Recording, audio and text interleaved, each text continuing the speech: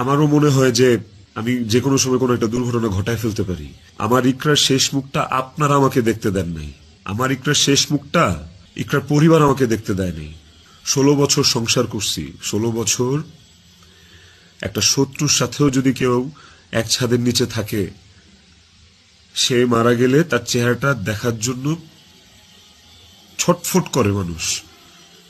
আর আমার বউ ছিল, আমি ভালোবাসা তার বিয়ে করছি, ওই মানুষটা মারা গেছে, তার শেষবারের মতো তার চেহারাটা আমি দেখবো না?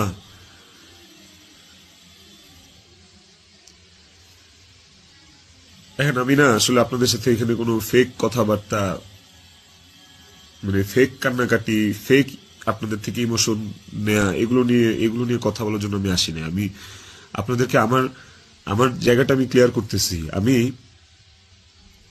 নাম হয়ে গেছি। আমারও মনে হয় যে আমি যে কোনো সময় কোনো একটা দুর্ঘটনা ঘটায় ফেলতে পারি। বাট ওই মুহূর্তে যখন রিজিকের ফেসটা আমার চোখের সামনে আসে না, আমি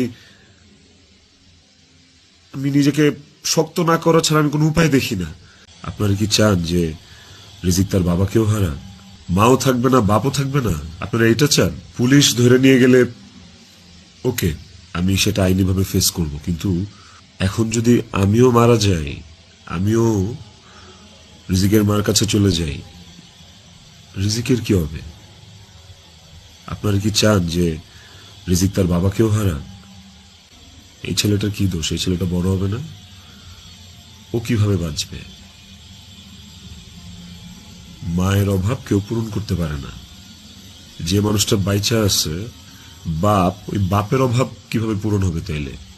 মাও থাকবে না, বাপও থাকবে না? আপনারা এটা চান? না না না না, আমরা এটা চাই না যে রিজি তার বাবাকে ছাড়া, তার মাকে ছাড়া বড় হোক। কিন্তু ভাগ্যের কি নিয়তি, তার মা তো চলে গেছে। আছেন আপনি যে কিনা 12 মহিলা গরুরে নিয়েই থাকে। যাই হোক, আপনি প্রথমে কি বললেন, আমরা দেখা করতে দিই না আপনার স্ত্রীকে। আরে, আপনার যদি আপনার স্ত্রীর প্রতি ভালোবাসা থাকতো, আপনার ভিতরে যদি কোনো ডর ভয় না থাকতো, আপনার যদি আপনার দিক থেকে পরিষ্কার থাকতেন, তাহলে আপনার ওয়াইফ মারা গেছে, আপনি অবশ্যই দেশে আসতে কি করবে, কে কি করবে না, এগুলোর চিন্তা করতেন না। তারপরে কি বললেন যে তাকে আপনি ভালোবাসতেন, সে শত্রু হলেও মানে মারা গেলে আপনি দেখতে সব কথা কেন আসবে? আপনার এগুলা কথার মধ্যে নেপাল থেকে লাইভে আসতেন, আপনি আপনার স্ত্রী মারা যাওয়ার পরে লগে লগে লাইভে আসতেন। এই লাইভও মানুষ দেখছে, এতেও কিন্তু তখন চোখে মুখে বোঝা যেতেছে আপনি কত খুশি, কত আনন্দ যে আপনার ওয়াইফ আপনাদের ফাঁকা মাঠে ছাইরা দিয়ে থয়ে গেছে। আর এখন আপনি কান্না কান্না ভেজা ভেজা চোখে আসছেন ঢং করার জন্য, এইসব বলার জন্য যে আপনার একটা ভালোবাসা উতলে পড়তেছে, আপনার ওকে আপনি